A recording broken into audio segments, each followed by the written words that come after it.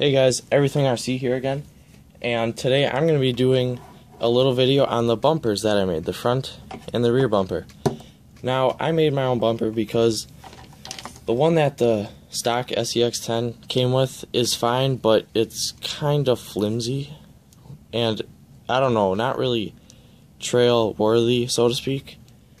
Also, I'm not too big. I don't really like these plastic D-rings and the D-ring mounts. I mean, they're fine, but there's some play, and also you can just bend it around. I mean, it's fine for stock, but I'm not really I didn't really like it because also the frame would kind of flex, but these steel bumpers totally fix that. Now, how I made it, I welded all of this. This is just a piece of 1/2-inch tube, steel tube, and then some 3/16 steel rod that I bent and then welded down. It turned out really nicely, in my opinion. I mean, I've loved Stinger bumpers since I first saw them, and I knew that this would be the bumper of my choice for my SCX10. So that's how far it sticks out. Or I guess it's a unicorn bumper, I guess. Helps stop rollovers or flip overs, I guess. If you're coming down a hill, it'll help you from flip over and wrecking your truck. The front bumper, I guess, turned out better than the rear just because, I mean, it's so simple, and I mean, it looks really nice too. I know it's dirty now, that's because I use it. But yeah, I think I'll probably, I don't know, I might weld some D-ring mounts on here. Maybe not. I don't know. I did, however, drill some, yep, there you go, you can see it, the hole right there, for little toe straps, scale toe straps to get in there and pull me out, just because then it's not pulling on these welds, it's pulling directly onto the frame. Then, yeah, the tube is 1/2-inch, this is 3/4-inch, just steel flat bar that I cut and then welded onto there. You can see the little beads of welds on the inside, if it'll focus. There we go. That's the front. Then I also mounted 2 PIA light buckets, got them from Axial. I just drilled 2 holes on the bottom, and you can see the screws in there. Then I'm running 12-volt LEDs just so I can run them with my ground effects. Right there, it's blue LED strips, got them from Walmart. I'll make a separate video on that later. So that's the front, and then this is the rear. It's basically the same. Another piece of 1/2-inch tube with the 3/4-inch flat bar, as well as the 3/16 rod that I bent. Now, I wanted a tire carrier,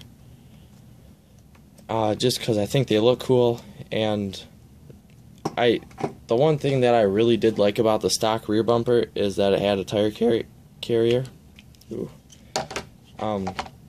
So I definitely wanted that, but I don't really use this one as much just because it's so heavy, and the tire tends to stick or get stuck on the ground or rocks, and it's also pretty heavy, and I know that the bumper really, or the tire really adds some weight to it. So just like the front, I used some 1/2-inch square tubing. I already went over this, but then for the tire carrying mount, all I did, it's really rather easy. I just used some more of that 3/16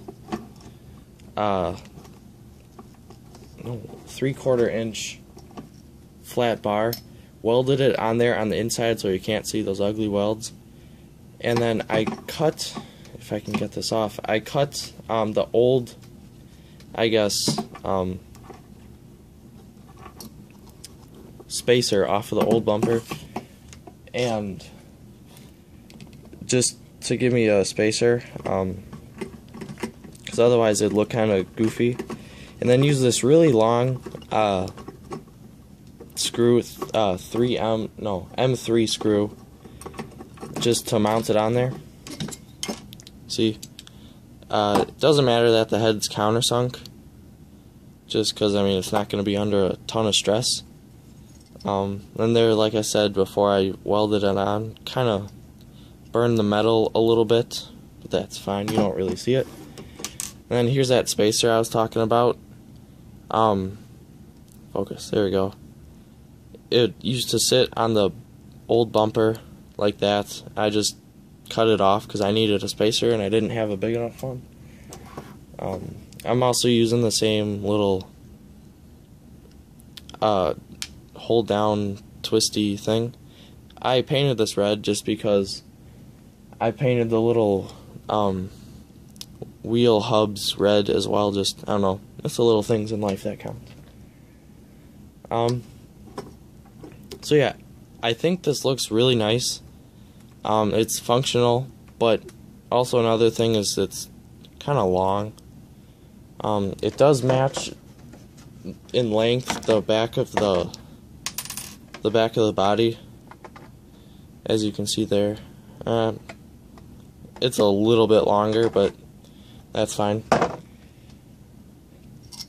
Also, I don't know if you can tell, but that's flat. The mounts, or the chassis mounts, are kind of pointed out a little bit, so I had to cut some more 3/4 inch bar to act as spacers, which worked out pretty nicely. Then right here I have a piece of aluminum bar. This is pretty old. It's a hitch mount for my trailer that I made. I'll do a separate video on that. Yeah, these are really strong. They look nice. They work well. They were cheap. The only reason I did this instead of buying like a RC 4-wheel drive bumper is because, first off, I wanted to test my welding skills, and also because I didn't want to drop whatever $30, $40 on a bumper when I could make one for about $10. Plus I could make it to my specifications, to what I want it to look like. Yeah, I think it turned out pretty darn nice too. So yeah, thank you guys for watching. As always, please comment, rate, and subscribe for more. And then also, while you're at it, I know most of you guys have Instagram accounts. Please go follow me at rcman219. I'd really appreciate it. I try to post pictures at least daily, if not maybe hourly, I don't know, of my SCX10, just modifications that I've done, upgrades, or trail pictures. Like if I'm out running, I'll take a little bit of time off and post some pictures. So yeah, thank you guys for watching, and stay tuned for more.